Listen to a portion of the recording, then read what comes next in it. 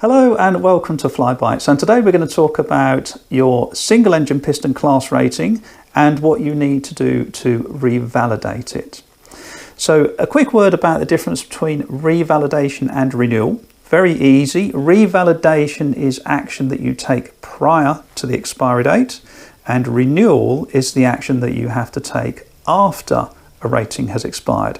So let's just talk today about revalidation. Hopefully you know that your SEP class rating lasts for a period of 2 years, and you can revalidate your class rating by something called experience.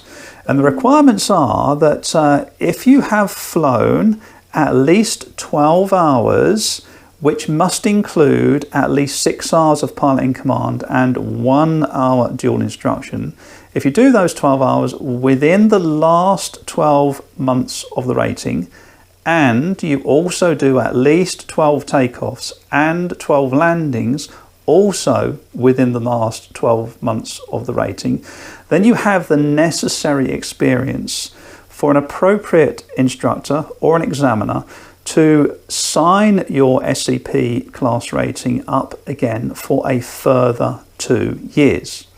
Now, one word of warning, that has to happen before the expiry date. The signature has to happen before the expiry date.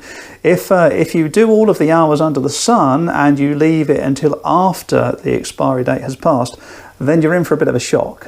We can't, or examiners can't, re-sign the SEP rating based on experience if the expiry date has already passed. So another little myth here that we'd like to dispel is that you don't have to wait until the last 3 months of your last year in order to get that signature to take place. If, for example, you manage to do all of the prerequisite experience within, say, the first week of the second year, you can get your SEP rating signed there and then, and it will be signed for another 2 years from the current expiry date of the rating. In other words, you're going to get a period of 3 years effectively. So that's one way of revalidating your SEP. So what happens if you know that you're not going to be able to achieve the required experience in the last 12 months? Well, then you can do what's called a license proficiency check instead of going through having to do the hours required. So a license proficiency check is a mini skills test.